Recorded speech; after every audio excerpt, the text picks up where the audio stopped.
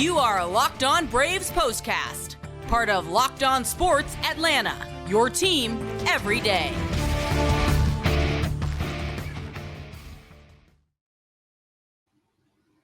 Hello and welcome to the Braves POSTCAST, part of the Locked On Podcast Network, your team every day. Grant McAuley, Jake Mastroianni with you after yet another frustrating loss for the Atlanta Braves. If you're trying to keep count of them, if you're trying to rank them, I would suggest that you do neither. This has been a season that frustrating might be the best word to describe, as the Braves, just when it seemed like they might be putting some things together, took a few steps in the opposite direction. We'll talk all about their 8-5 defeat to the Brewers, their fourth consecutive loss.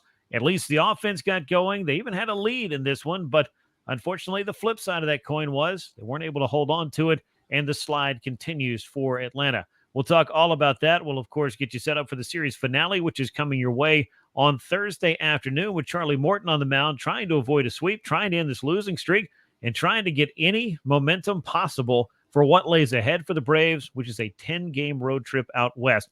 Lots to get into on this edition of the Braves POSTCAST. Before we get started, hit that thumbs up button, subscribe to Locked On Sports Atlanta on YouTube, and subscribe to Locked On Braves wherever you get your podcasts. We appreciate you making us your first listen of the day. And, of course, Jake has you covered every single day. You can get something great from him going on with the discussion of this Braves club that may have to just, I guess, get a little bit more time than we have on a given podcast, or postcast, I should say. And Jake does a great job of that on the Locked On Braves podcast. So make sure you subscribe to that. Today's episode brought to you by Prize Picks, the easiest, most exciting way to play daily fantasy sports. Go to prizepicks.com/lockedon. Use the code all lowercase Locked On MLB for a first deposit match of up to $100. Well, Jake, we are going to try to make as much sense of this game as we can. I know you and I and just about anybody else who follows the Braves have been trying to make sense of this team, this offense, and wondering when and if they're going to be able to put it all together. And unfortunately, we seem to be getting some information to the contrary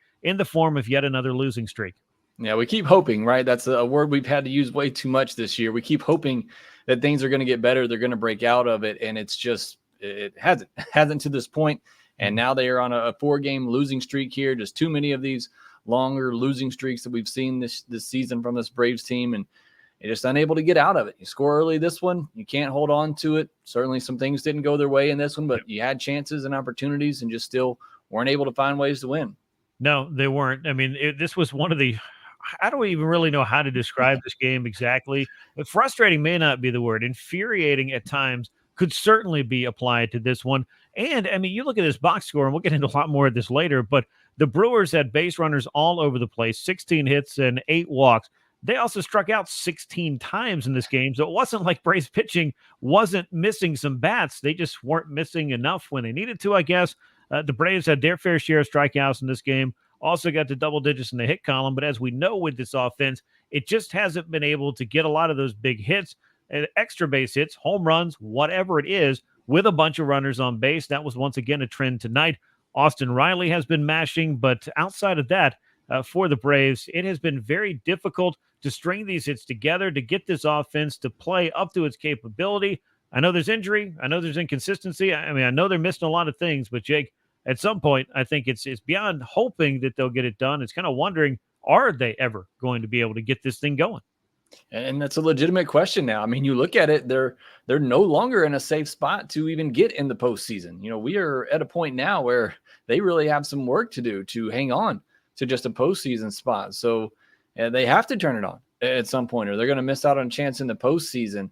But it's just sloppy play like this one tonight. And I know we'll get into the pitching and the walks and everything, but there still was just some very sloppy play overall from this team in this game. And you just haven't been able to see them put together a good 2-week stretch. It's what I keep asking for. Can you give me just 2 weeks of playing consistent baseball? Can you have an 8-2 stretch?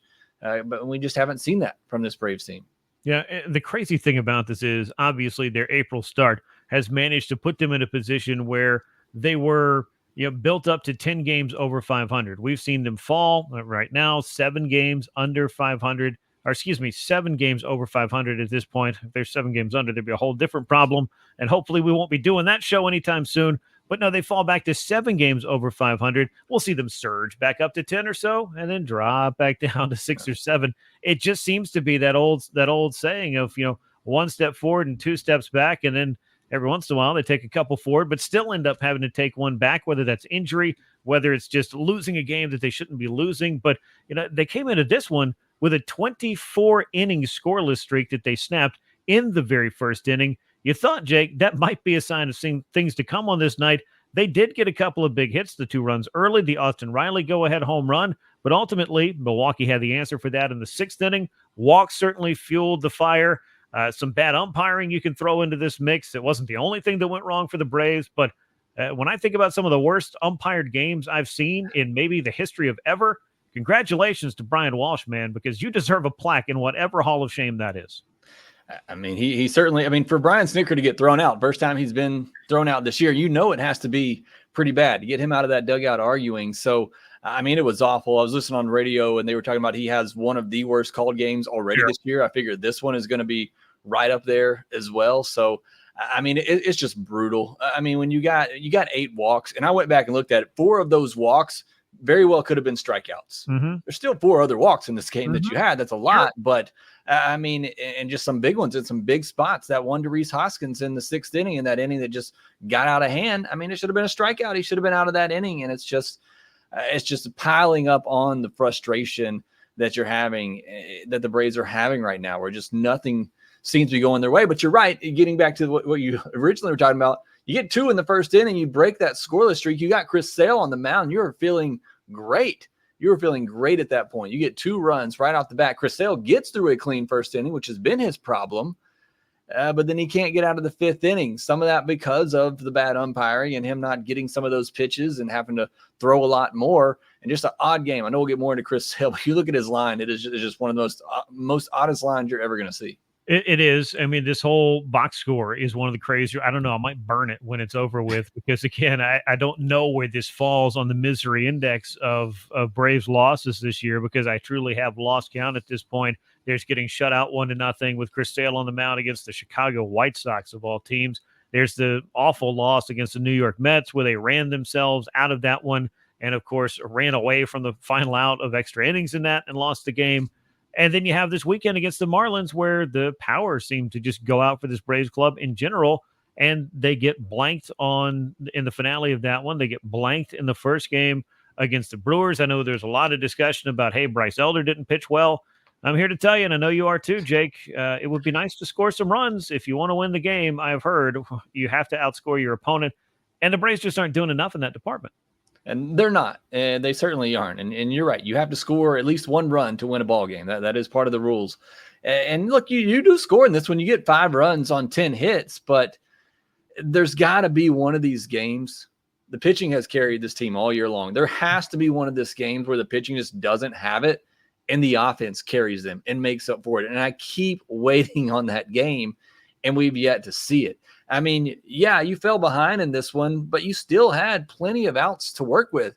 Even after you fell behind in the 6th, somehow you were still only down 2 runs with all those base runners that the Brewers had. You still had 4 innings to come back and at least tie this game and take a lead. Obviously, things got away from them later when Dylan Dodd came into the game, but you still had a chance for this offense to do some things. There just has to be one of these games where the offense can bail out the pitching staff. You just cannot count on the pitching staff to go out there and keep the other team to 2 or 3 runs or less every game. You just can't count on that.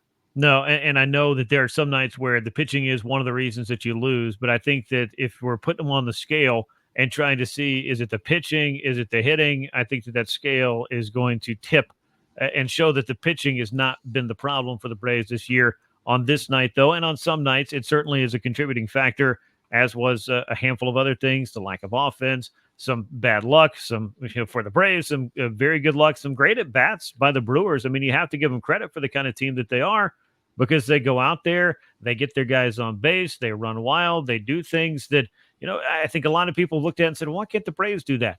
I know somebody was complaining in my mentions on social media about, well, the Braves aren't stealing many bases. Well, it's hard to expect a lot of steals with no Ronald Acuna Jr., no Michael Harris, and no Ozzie Albies. I know they have a couple of other guys that can steal the odd base here and there, but I don't know that that's the thing that's missing for them. There could be an approach thing. It could, more walks. You look at what the Brewers got, and again, the strike zone comes into this, and we don't have enough time in this segment to finish this discussion, but we'll stick a pin in it and get back to it. The Braves only walked 3 times in this game, 8 walks issued by Braves pitchers. That helped the Brewers out immensely. And some of them may not have been deserved, but, at the end of the day, it went in the box score. It happened, and you got to deal with it. And unfortunately for the Braves, it just didn't add up in a winning formula for them. Austin Riley, a big night, couple of hits, a walk, a home run, 3 runs knocked in.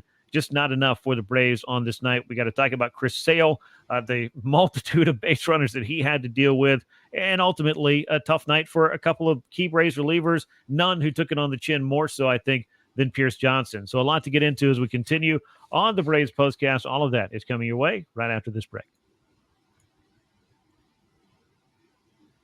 Prize Picks is America's #1 daily fantasy sports app. With over 5 million active members, you can get in on the daily action with your friends and become part of the Prize Picks community today.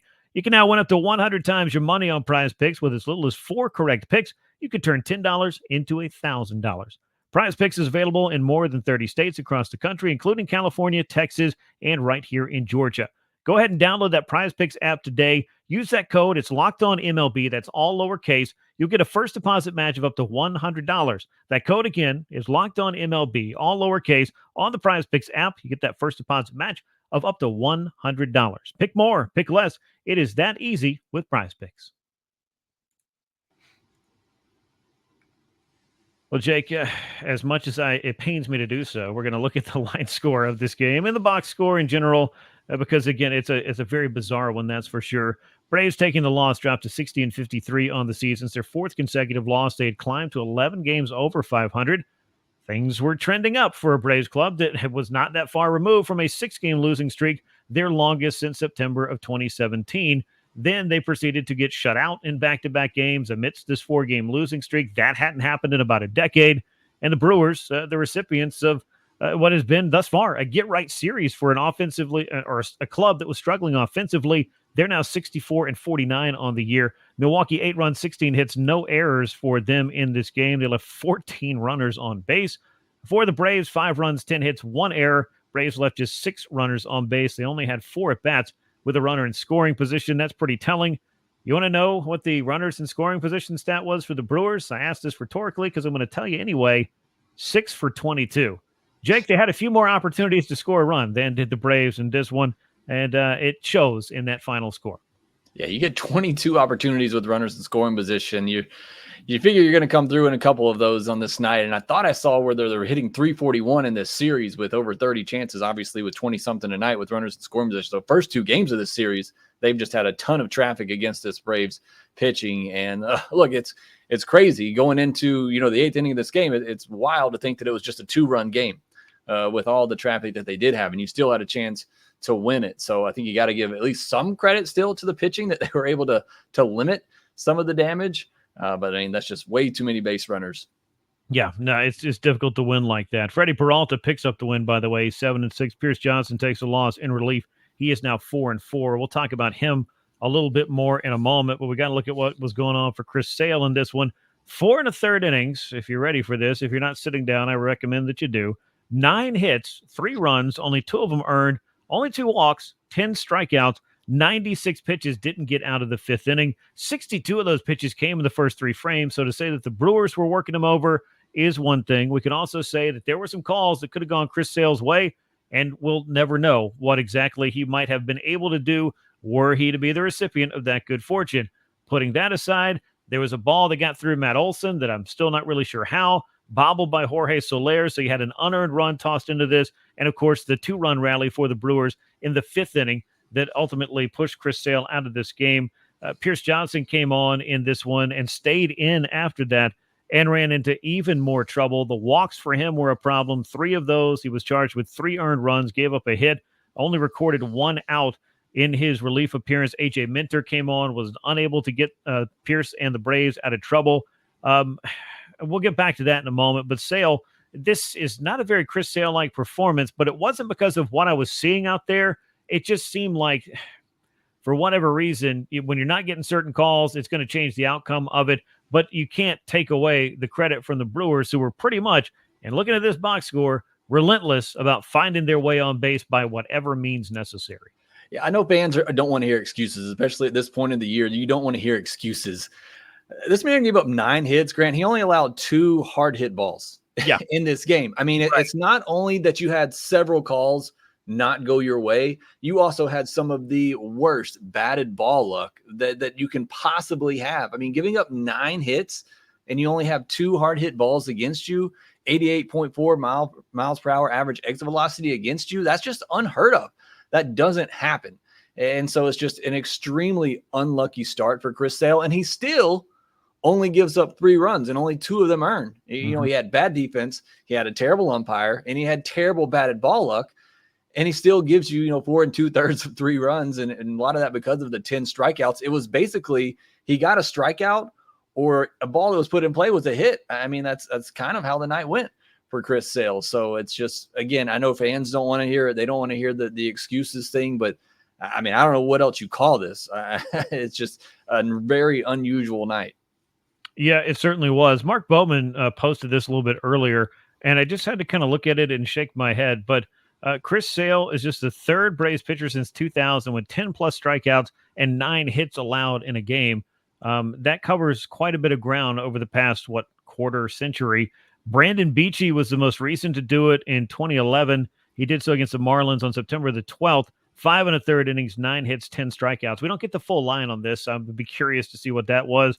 Tim Hudson was the other one who did it against the Miami Marlins in 2007 in late April. 8 innings, though, 12 strikeouts, allowed 9 hits. Spreading out 9 hits over 8 innings, that's workable. 9 hits over 4 1/3 innings, that's a lot of traffic on the base paths. And yes, a couple of walks for him as well. But the 10 strikeouts, it would have been very helpful if they'd been able to get out of that inning where the unearned run was scored against Chris in the early going. Matt Olson kind of gator-armed a ball that was lined to him. It didn't look like it was hit altogether that hard. And I'm sure if you ask Matt Olson, if he hasn't said it already, I'm sure he was thinking it. That's a play that he needs to make. Bobbled a bit by Jorge Soler. That only complicated matters. But if the ball's caught at first base, nobody's thinking about Jorge Soler. They're all just trotting to the dugout. Yeah, I mean, like I said, it's just a combination of really bad things not going your way. And when you're in a rut like this and you're not winning games and you're not scoring a ton of runs, although they did score 5 tonight, I don't want to overlook that. You have to do the little things well. And a lot of that comes to the defensive side of things. And I understand you want Jorge Soler in there, and I'm not putting everything on Soler defensively, but it obviously was kind of glaring tonight with him out there. You're putting him out there because you're trying to get this offense going. Yes. But on the flip side, there are some deficiencies out there defensively. So, I mean, it's just, again, this is one of those nights, like you said, I don't know what you say about this game. We're going to try to say things about it for 30 minutes, but it is just one of the most oddest games that I think I've witnessed. Just all the things that add up into it. And it ends up in another Braves loss, but you have to be able to make these plays, especially when you're a team that's struggling to get going and finding momentum. You got to be able to make those plays. Yeah. Well, thanks for reminding me about the 30 minutes thing. I'd almost forgotten about it. Also, I'm going to remind you about something even worse than that. That's what Brian Walsh was behind the plate. We aren't going to see the umpire scorecard just yet. We'll see it tomorrow, I'm sure, and want to fire it into the sun. Brian Snitker looked like he also wanted to fire Brian Walsh, or at least his strike zone, into the sun. We don't see Snick get that animated. You mentioned it earlier. I know that rubs some people the wrong way. A lot of folks, myself included, grew up on a totally different brand of Braves baseball where the manager getting ejected was a thing that happened about once every 10 or so days. That's just not the way it is for the modern umpire. It doesn't seem like it. Some of the rules have changed. As soon as you argue balls and strikes, you get ejected. There's some optics that can come with it as far as firing up the club. I get all that. I understand all that. But I don't think it's a cure-all for this offense. I mean, how many times does Brian Snitker have to get thrown out of a game if you think that's the thing that's going to correlate into the offense moving? But I also don't blame people for looking at it and say, well, anything, any sign of emotion, can there be something that just stirs this pot just a little bit in the best possible way? I'm not going to dismiss it completely out of hand. I've never been a big believer in it. And the one thing I think we'll all say and we'll all agree is this is a Braves team that came into the year with a lot of talented players. They're still there, but the results are not what they need to be. They're not. And I'm right along that same kind of line of thinking. I don't know what good it does. I would love to see the analytics on a manager getting thrown out and the team going on a run. Look, Riley did hit a home run after that, if you want to try to attribute it to that, but the team still lost. So again, but for as a fan, I think it's more so to just see, okay, your team's struggling. You want to see your manager out there fighting for your guys. I'm sure the guys probably want to see that too, but I don't think there's any proof that says that really leads to any success long term. But just, I want to get into Pierce Johnson. I know we touched on a little bit earlier. Rough night for him. 2 of those 4 walks I mentioned earlier that could have been strikeouts, 2 of those came with Pierce Johnson, who was very upset in this one. Yes. Like I said, that big one in the 5th inning against Rhys Hoskins. I mean, there were 2 pitches in that at bat that touched the strike zone, at least that little box that you see on there, that could have been called strikes that weren't. I mean, you could have struck him out twice, and instead he walks him, and that inning, gets out of hand. And again, I'm not putting it all on just that one call, but Pierce Johnson specifically, I mean, he wasn't out there very long. And it was just a really tough night, frustrating night for him, just not being able to get those pitches. So again, it's a lot of things that went into this loss, but you just can't ignore some of those calls because it changes the game significantly. No, you can't. And there were 4 big leaguers in the booth who were pretty much saying exactly what needed to be said and reacting exactly the way I think most people, at least watching from the Braves side, and if we're being honest with one another, no matter what team you were pulling for, that was a terrible strike zone. Sometimes that's the case. I mean, and you got to find ways to overcome some of these things. Again, you can't just, fold just because you're not getting calls and it's not going your way. And as you pointed out earlier, they still had a lot of at-bats, a lot of innings left after the Brewers took the lead, a lot of opportunity to get back into it. They weren't able to. We'll talk a little bit more about this. Unfortunately, we are going to keep it going. Then we're going to turn the page. We're going to talk about what is up next for the Braves. Of course, the series finale is coming up in this series, a business person special on Getaway Day on Thursday with Charlie Morton on the mound, a 10-game road trip on the other side of this as well. And, I know it's not going to be coming immediately, but a couple of Braves on the mend. Could they be back soon? Should they be back soon? How big of an impact can it make? We'll try to answer all those questions after this break on the Braves Postcast. Get hydrated with electrolytes and essential vitamins with clinically tested nutrients from the #1 powdered hydration brand in America, Liquid IV. Blast off with the iconic summer flavor of Popsicle Firecracker, a festive blend of citrus-fueled lemon, lime, tart cherry, and raspberry flavors. No more thirsty summers when you indulge in hydration with Liquid IV. We got a great offer for you here, the listeners of the Braves Postcast. You get 20% off your first order of Liquid IV. All you have to do is go over to liquidiv.com, use the code MLB at checkout. You'll get that 20% off. That's good for your first order when you shop Better Hydration today using that promo code. It's MLB over at liquidiv.com. Well, Jake, let's talk a little bit about a couple of notes before we turn the page completely to Thursday. Jarred Kelenic homered late in this game. That's something we needed to see. He'd taken it out on the previous bat. Maybe that's all he needed to do was just change bats and take that one that hadn't been working and put it in a condition that it can't be used anymore by breaking it over his knee. Be that as it may, he's been fighting it in the second half. And among the things and the players that it would be good to see some contributions from, Jarred Kelenic was doing pretty well for himself for a little while there, and he seemed to be the only logical choice at leadoff. That obviously has changed a lot since the calendar turned to the month of July, and particularly here in the second half. If he could get going again, that's just one of the many things that the Braves would very much appreciate to get this offense really clicking, and that's before talking about a couple of pieces that could get back a little bit later. Yeah, it'd be great if you could get Jarred Kelenic going because of where he is now in this lineup, too. We talked about it, those first 4 or 5 hitters at the top. It is – There's no first and third. There's no stolen bases. It is, you're looking to mash. But if you can get him going at the bottom with Whit Merrifield and get those 2 guys getting on base, obviously, hopefully get Michael Harris back soon, then you do get a little bit more of a speed dynamic in the lineup because those are a couple of guys who can run the bases. So I think Michael Harris coming back, and I know we're going to talk about it, is going to be good for a lot of reasons, but I think Jarred Kelenic as well. You've seen some lapses here lately in center field defensively. Maybe that's taken a little bit more of a toll on him. Obviously center field, much tougher position, a lot more demanding out there. And you've seen a couple of lapses where he looked great when he first took over there for Michael Harris and was a Gold Glover, looking like in left field where he was at the beginning of the year.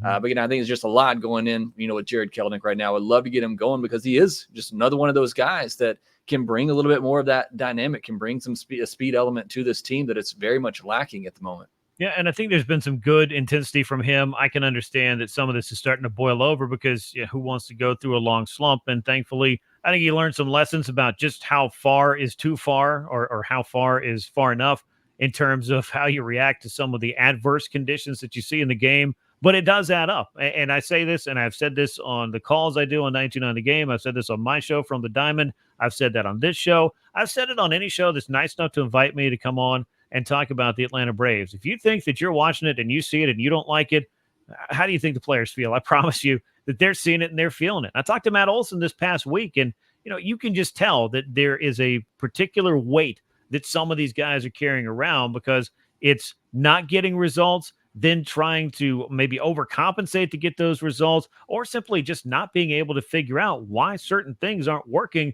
the way that you expect them to. I mean, it is a hard process. It is a humbling game. And to say that, we came into the season coming off of a historic offensive year thinking that the Braves are going to have no problem scoring runs, forget setting records, just scoring runs. And it has been the exact opposite of that for the course of this 2024 season, save a couple of weeks in early April. Speaking of the offense, though, something that could help out. We heard from Ozzie Albies on the Bally Sports broadcast. He was on with Chipper Jones, John Smoltz, Tom Glavine, and Jeff Francoeur. Fun booth, not so fun game. But Ozzie said he's aiming to get back as early in September as far as starting that rehab assignment. Said that everything's going well, but that is a month away. Alex Anthopoulos had mentioned this when we talked to him a week ago right after the trade deadline, that Ozzie was trending towards early September. That is good news. However, it doesn't do anything for where the Braves are right now. Someone who might help sooner than that, though, Michael Harris II out on a rehab assignment, playing again with Gwinnett on Wednesday, 3 for 4 with a walk. He's a week away, Jake, and I'm not telling you that Michael Harris has to walk in and fix it all, but it certainly will help to have, the Gold Glove caliber center fielder that the Braves are used to having out there, and any offensive help they can get. Michael Harris could be one of the guys that could provide it and lengthen that lineup. Yeah, like I said a minute ago, I think getting him back will help a lot for a lot of different reasons. And I think you bring him back, you put him down in the 6-7 spot in the order and just kind of ease him back in. And again, just kind of help that bottom of the order and give you that different element, give you some good defense, can move Kelnick to a corner spot. Not that, Duvall is terrible or Lariano is bad out there, but, it gives you some defensive help there too. So I think it'll do so many good things for this Braves team. And I know Michael Harris was struggling even before getting injured, but I still just like the potential of what he can bring for this lineup and this defense. Yeah. And I had somebody mention it, hey, which Michael Harris are we going to get back? And I said, well, we got 2 years of a sample size beyond simply what he was before he got hurt, but more so than that, you look at where he was a year ago, a very slow start, an injury that put him on the shelf for quite a while, came back, couldn't seem to figure it out. And then all of a sudden, over the final 3 months, he really clicked. And trust me, I don't need anybody to tell me that it's not 2023 anymore. I think we're all very well aware of that. But this is a kid who is super talented, and you would expect to be a big part of whatever's going right for the Braves. Can he come in and just inject a little bit of energy, give the Braves another jolt, and have some of these other guys? Matt Olson's been swinging the bat better of late over the last week or 10 days. You bring in Soler, who did get on base twice in this one. Austin Riley swinging it well. Marcell Ozuna has been an all-star. Then at least you're starting to add up some plausible threats and maybe see what this lineup can become. As far as what's coming up for the Braves, there's a finale against the Brewers, then a 10-game road trip.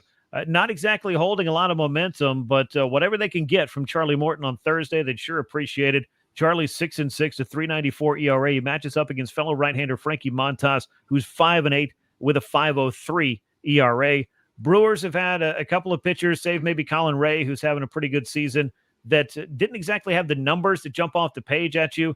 Braves were able to pile up 5 runs in Wednesday's game, something that was pretty difficult to do in the previous 2.5 games. Hopefully, Jake, they can keep the offense going against Montas, who, again, is not exactly putting together a career year.